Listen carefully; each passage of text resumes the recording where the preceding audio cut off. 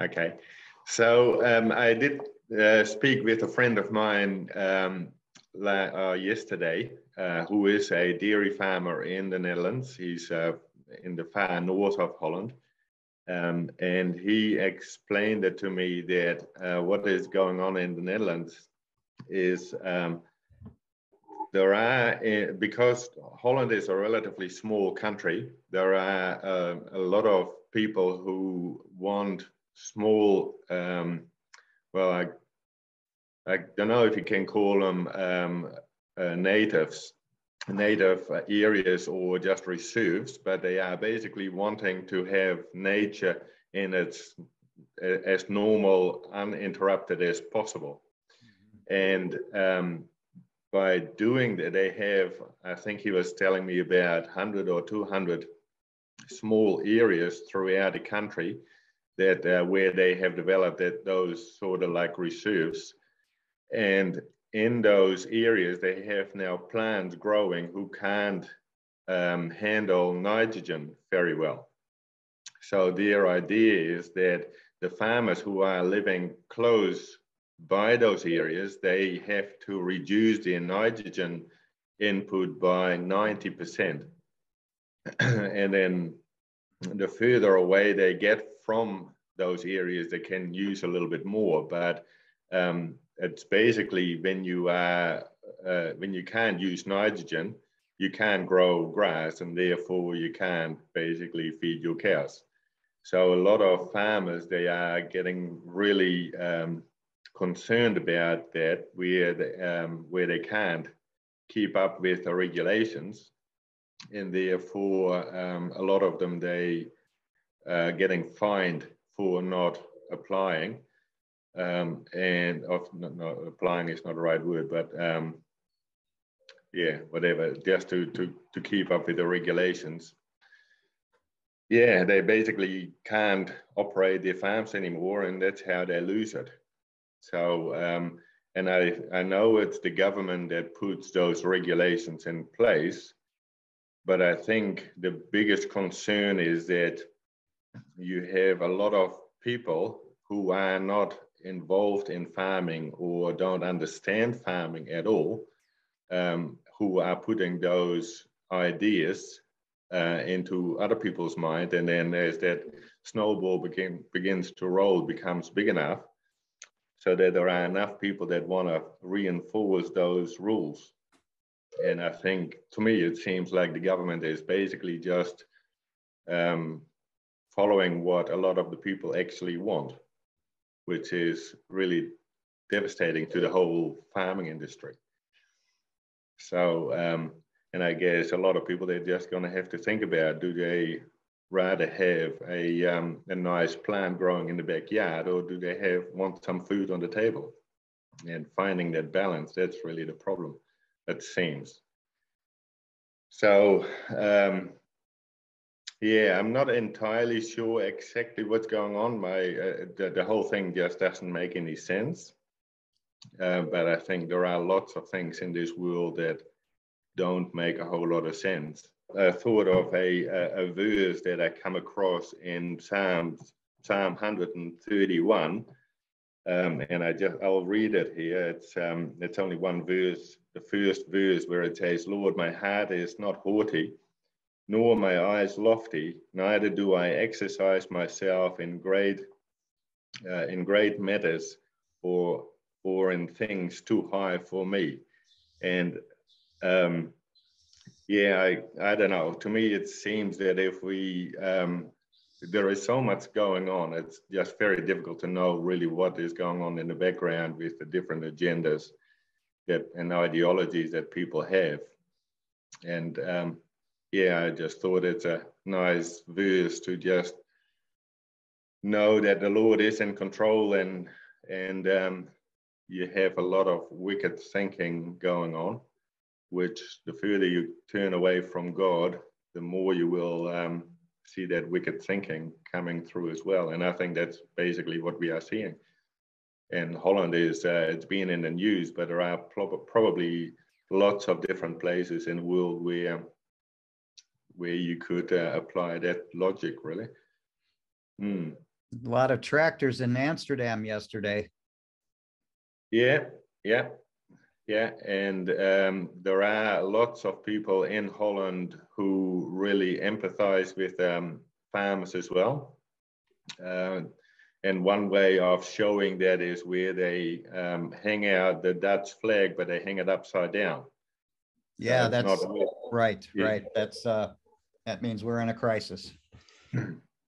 Yeah. So and it is very much like that, and it's ruining the economy. And I know it's not all about economy, but if you do ruin the economy, you do ruin the standard of living as well. So and people don't seem to understand how that works. But yeah. So how can we pray for the Dutch farmers? Well, I think that ultimately there needs to be a shift in the thinking of people themselves and the understanding of the community, and an awakening. An awakening, yeah. And I think that probably a good thing to pray for farmers is that what they are wanting or what they are fighting for is being understood by the government, but also by the community. And I know that there are,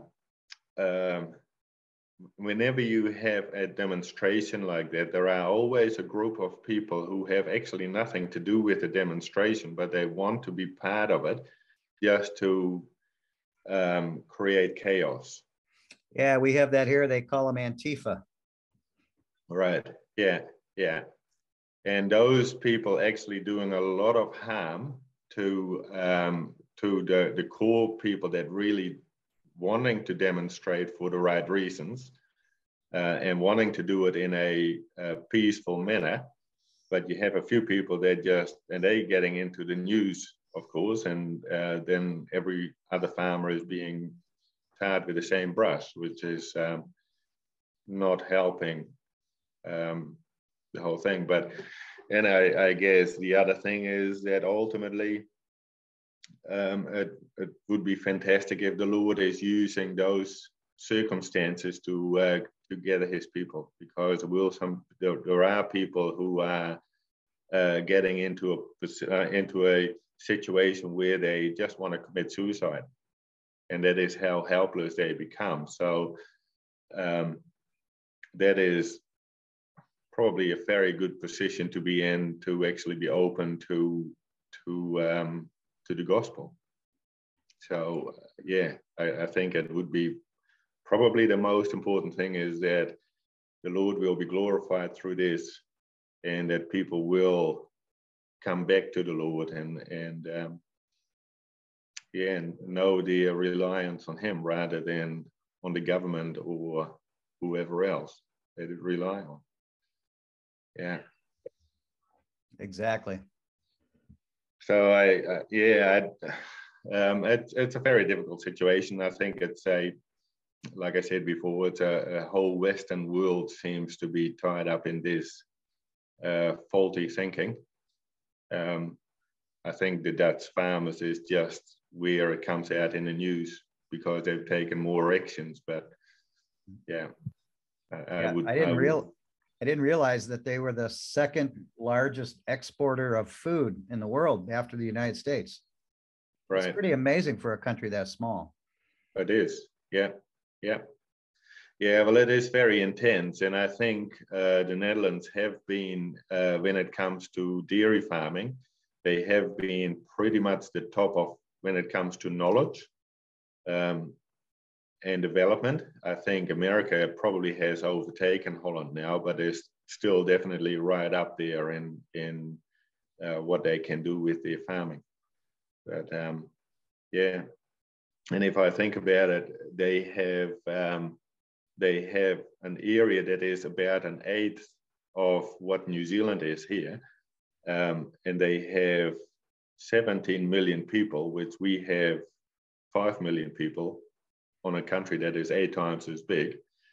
And they have about 1.5 million dairy cows, I think.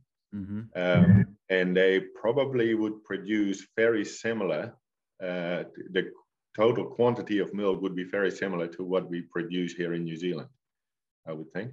Wow. So, yeah, it's very intense. Every square meter is being used. Mm-hmm.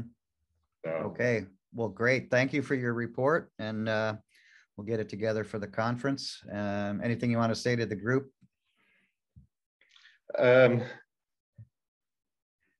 Well, I very much appreciate you even thinking about praying for the Dutch farmers. Yeah, and I think prayer is probably the best way to help. And yeah, keep up the good work, really. Appreciate what you guys have been doing here in New Zealand as well, coming to the field days. And I just wish you all God's blessings and keep up the good work, I would say.